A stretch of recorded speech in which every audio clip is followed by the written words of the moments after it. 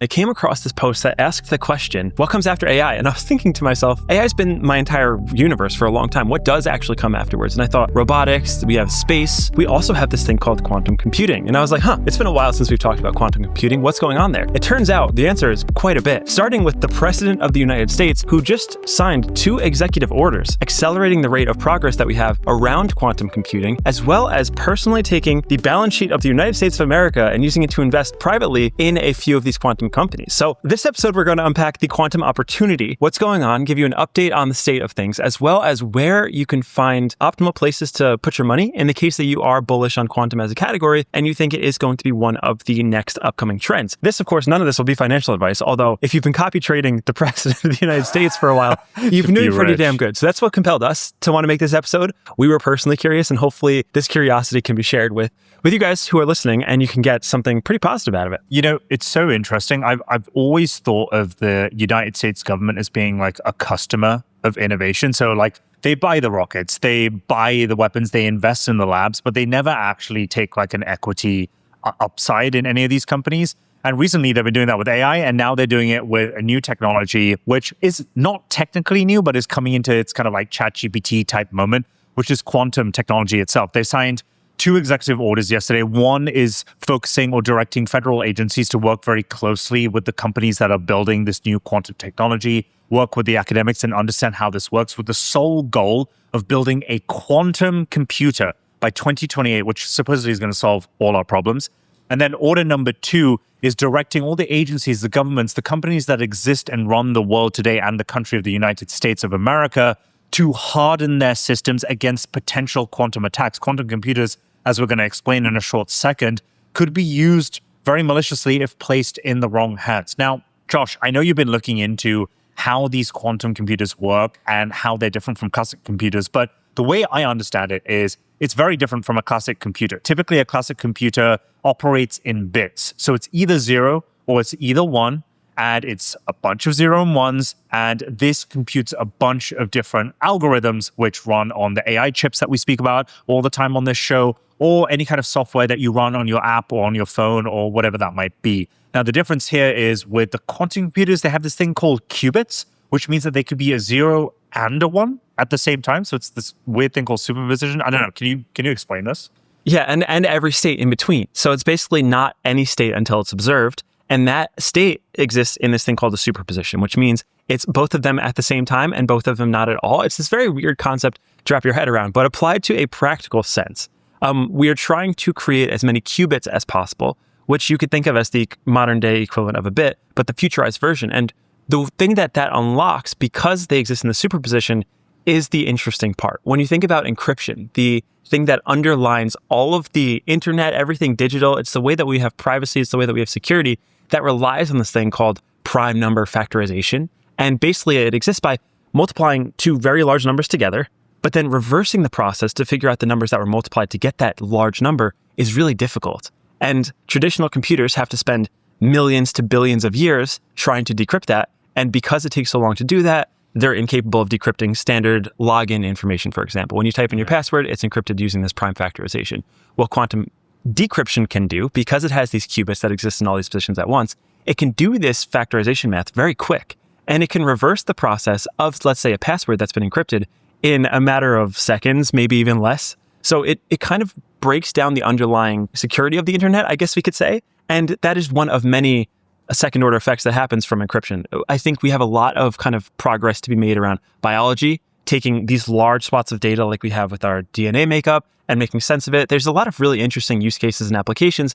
It's just been difficult because we haven't been able to figure out these things called fault-tolerant qubits, basically bits on a computer that work. And we're measuring these by the tens and the dozens. We're not talking about terabytes, which are trillions of bits, but we are on our way. So it very much feels like that very early stage of the exponential, where back in the day, we used to measure bits before we even got to a kilobit of information. And then we got to a megabit, and then terabit, and then petabit, and then we does the whole thing. We're at the bit stage where we can measure them individually instead of by the dozens or hundreds. And that is where we're getting in now with this executive order and President Trump. He's buying real early into this exponential curve here. And I think, like, you mentioned the number that we're in the tens and the dozens, and that might lead you to think that, like, we haven't made much progress at all.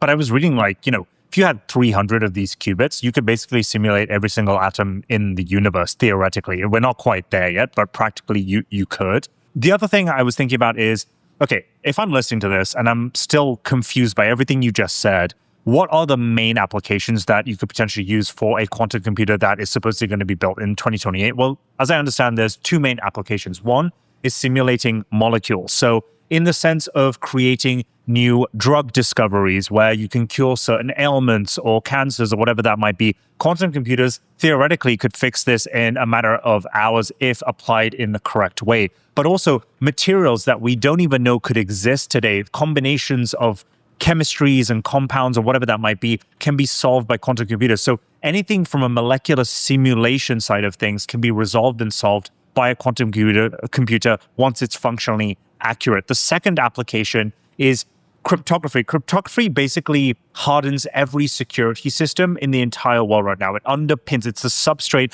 behind Bitcoin and a lot of cryptographic security systems in the world.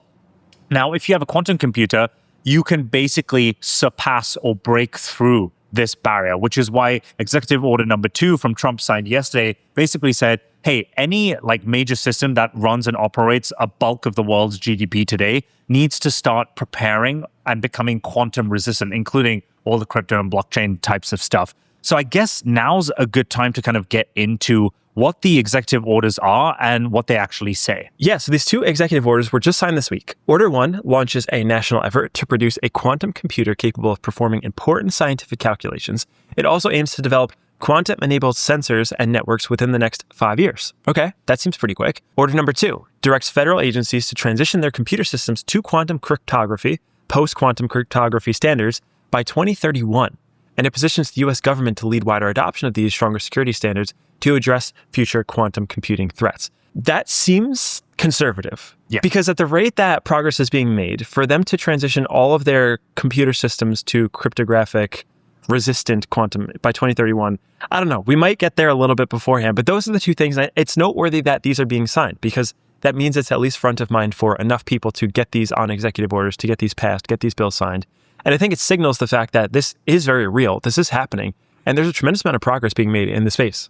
Now, the last time that the government took such action for a specific technology was AI. And if you remember, it was also followed very soon after by an actual investment from the government into equity stakes in different companies in AI, right? So they made the Intel investment where they acquired, I think, 10% of the stock or the company itself.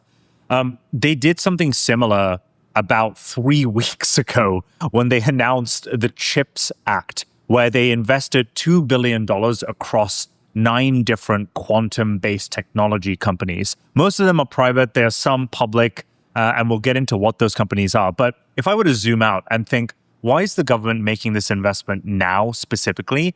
I think they've been rattled by the whole AI thing. I think they've seen how quickly AI models are progressing. They've shut down Fable because it can basically access any of their security systems. And they're thinking, we need to get ahead of this other technology, which could potentially pose an even worse threat. And we're going to be more proactive. We're going to invest in the companies that are actually building this foundational layer before they go public. And we're going to be able to effectively control what they build and how they build it and get access to the thing before they release it publicly. Now, I'm in two minds about whether this is a good or bad thing.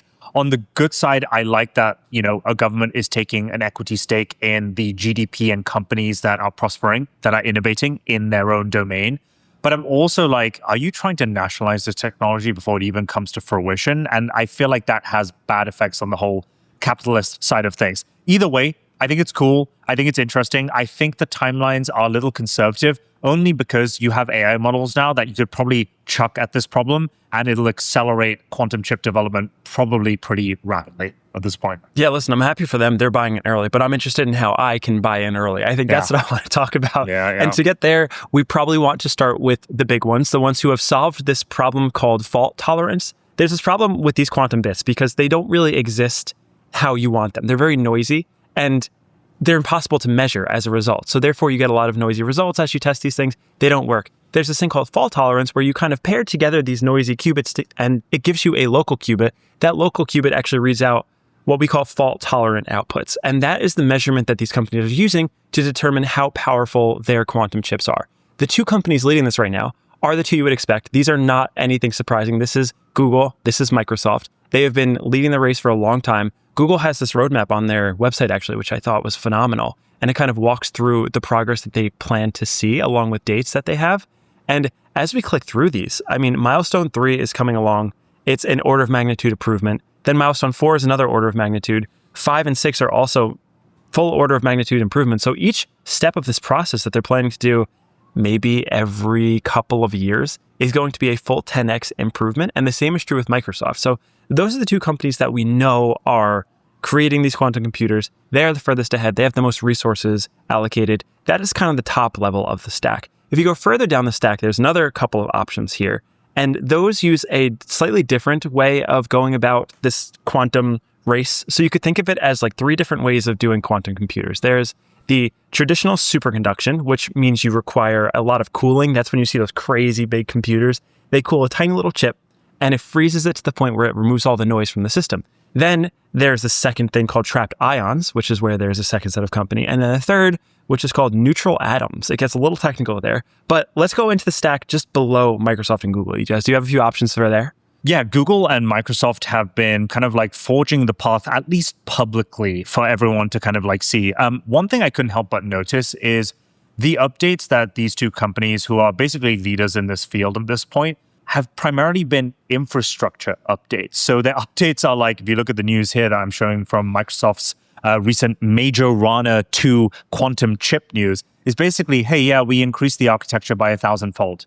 And then when you look into like what it actually does, you're like, I don't really know. It's just a cool science experiment that we could run in our lab. And like we brought the error rate down and we're like, great. Like, what are we actually using it for? So we dug into what companies are actually, 1, public, or 2, private, but actually building something cool and uniquely available that retail might be able to play around with eventually. And the number 1 company that came at the top of that list is that age-old company, that age-old computing company called IBM. And the US government... That's crazy. That's a dinosaur. Exactly. And the US government had a $2 billion investment vehicle, which they dispersed 3 weeks ago that I mentioned earlier.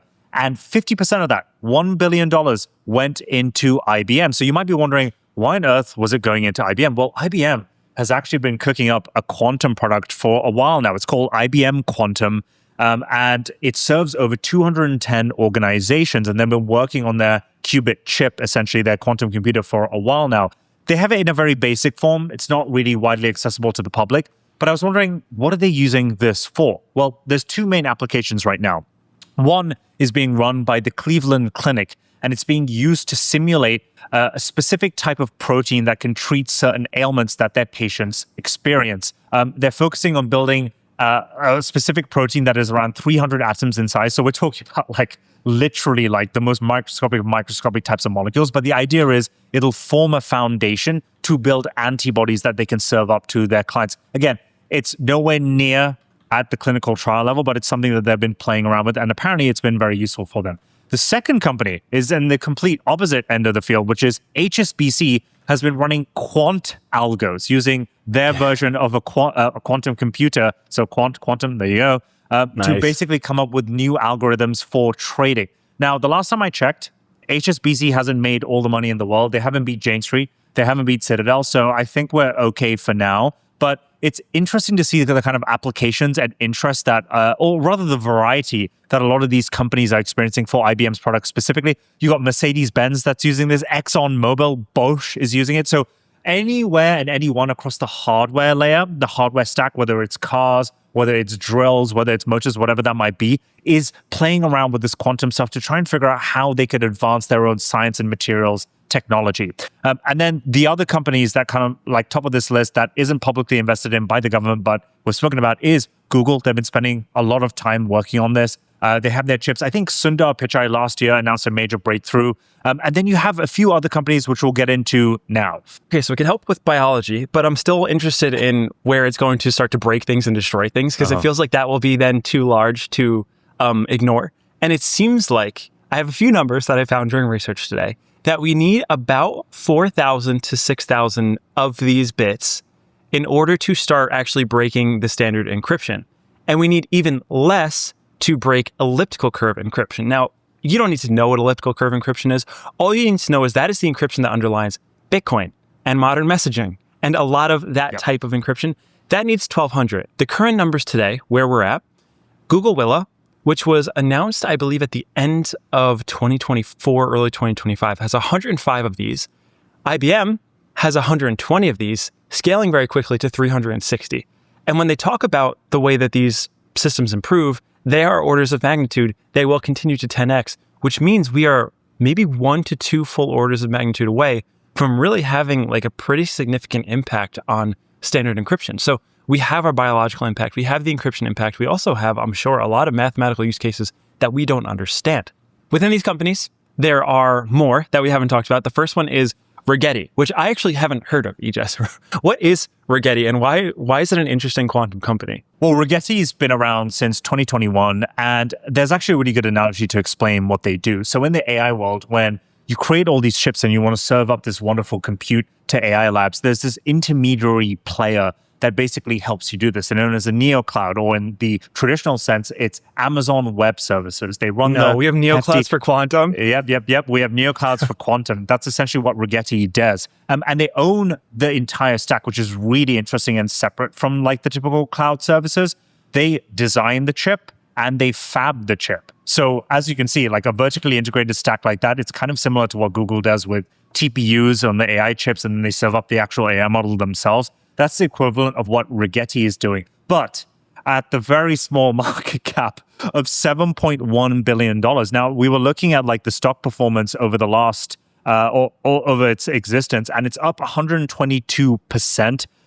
It hasn't been performing too crazy on the news. I think like it probably reacted pretty well from the government investment about 3 weeks ago. But the idea is these companies are entirely small. They haven't proven their ability to scale yet because there is nothing to scale. The major players, Google and Microsoft, hasn't actually built something yet that is worth noticing. Now, the second company that I want to speak about that the government also put in another $100 million check in is this company called D-Wave. Now, if we scroll to like the old time, it's up a similar amount. It's around 141%, and it was formed around the same time that Rigetti was as well. Now, the whole form of D-Wave is, okay, so let's say you create this quantum chip, and let's say you're an enterprise that wants to use this thing. You need to heavily optimize everything from the chip to the actual application within your enterprise to make it make sense. The irony is we're seeing the same thing here. You have all these fancy AI models, but all these enterprises are like, I don't know how to connect this to my team or to my database or to do the thing that I want it to do.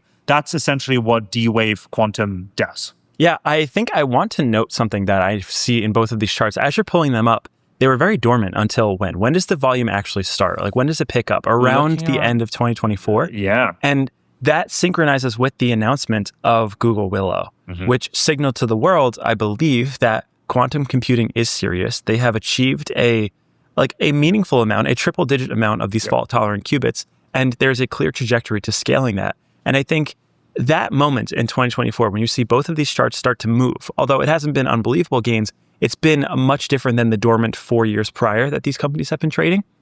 It feels very much like the early days of AI. And I was just listening to this conversation with Fei-Fei Li. She's one of like the godmothers of AI. She was one of these 3 critical components that led to current day AI that we have using this thing called ImageNet. And it reminds me very similarly of the story that she was telling, where it was very much a research project for a very long time. And a lot of people didn't take it too seriously. They saw the signs, but they never thought it would work. They thought it would be years, decades away. And the reality is that all it took was a single breakthrough with product market fit as it relates to something like ChatGPT to really start this race. So it feels to me now like we are in the research and development phase of quantum, where a lot of these companies are spending lots of money. The government is participating. They're investing a lot. They're showing some signs of life. These companies are not completely dormant. We have some volume here. It is being traded. And there will be a moment in time in which that switch flips. How long is that going to be? I don't know. But now feels like that early time where, okay, they have 100 this year. Maybe they get 1,000 2 years from now. Maybe they get 10,000 2 years from then. At what point on that scale does it actually start to meaningfully impact the world? And I think it's similar to AI, where there will be a moment in which it very much does. Like if they are able to start decrypting the internet, that's like a huge deal. And there very much should be a race to solve this. And I will assume this will be like a very large government thing because the downstream implications of what these quantum computers can do is huge. So when I see these charts, when I look at these companies, I'm imagining a 5 to 10 year investment that I'm going to put in to seed this thing, to be early in the research development, and hope that one of these will actually wind up being the CoreWeave Neo Cloud. It will be will the next Google be Google? Probably, possibly. It seems like they're the furthest ahead. But that's kind of how I'm looking at this right now. It's like these are research projects that are showing some signs of life, and some will win. And the ones that do, it looks like they're going to win pretty big. Yeah, I mean, the coolest part is you aren't just looking at small random companies that you've never heard of that are working on these technologies. They're important companies. Google and Microsoft are name brands. And the good part is they've been investing in this for well over a decade. And Google, somehow manages to be the first for all of these different technologies. They were essentially the first that invested so much in AI, and they're the same doing it on the quantum side of things as well. So just as like a general basket bet, usually their companies do very well as in terms of exposure to these newer technologies. In terms of the convergence of AI and quantum right now and the government making significant investments in both of these technologies, I don't think it's a coincidence by any chance. If I think about these two technologies, I kind of think about them as very rudimentary tools, which you can kind of like wave at any problem, and theoretically they could fix it. And we're nowhere near that right now. AI models hallucinate, they get a lot of things wrong. And then on the quantum side of things, we don't even have anything to use right now. But the idea is directionally, over that 5 to 10 year time span that you mentioned, Josh, I believe we'll see these two technologies be the most important and impactful on humanity as a whole. And what that yields, what breakthroughs and innovations, material sciences, molecular compounds that creates, we don't know yet, and we don't need to necessarily know yet. But it's definitely two tracks that we need to pay very close attention to. And I have a strong feeling that both of these technologies will be very heavily intertwined. If you are an AI model provider and you want a smart computer to kind of like regulate and guide the AI model, quantum computer sounds like it kind of like knows what it's doing. It understands the molecular simulations of a bunch of how the world works, the physical reality. It's interesting you mentioned Fei-Fei Li. Like, she's building an amazing world model, which I believe is going to be the next iteration of AI models. What's one great unlock about a world model? It understands physical reality. It gives the LLM an understanding of how the world actually works. It sees and feels through the human kind of set of senses. And I believe quantum computers could potentially be that to AI models. Now, a lot of that is hearsay right now. I have no proof for all of this. I'm not a quantum expert, but it feels generally that's where the world is taking a step towards.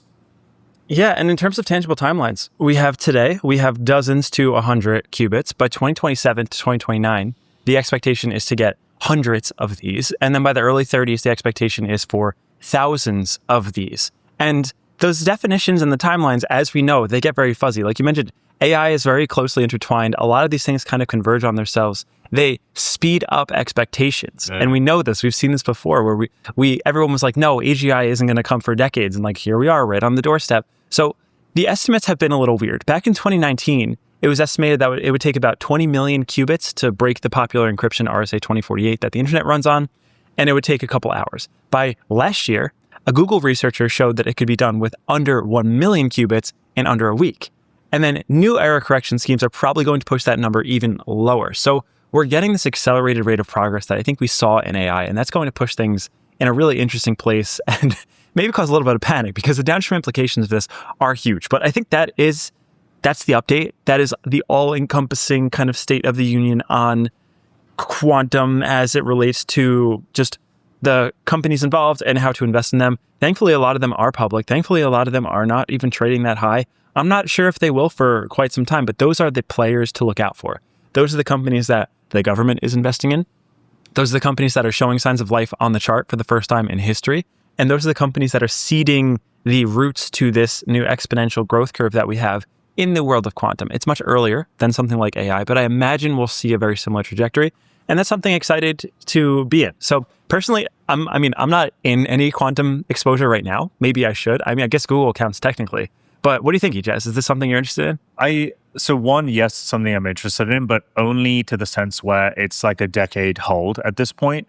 The other thing I really wanted to say is it's kind of nice that a lot of these companies that were invested in are essentially public. Like there's a bunch of private companies, but IBM's been around for a while. And also these other small cap companies like Rigetti and D-Wave, which, by the way, I'm not recommending investing at all. I own nothing in it. Disclaimer, this is not investment advice. It's just interesting to see that they are publicly available for the retail to get access to if they believe in this thesis and if they believe those companies are going to be able to fulfill the vision that we kind of like laid out on this episode. With all of that being said, I'll have a small bag in quantum. I do believe, I've been bullish on it for a while now, but to be honest, like one, a lot of the technology itself kind of escapes me. I need to do a lot more learning.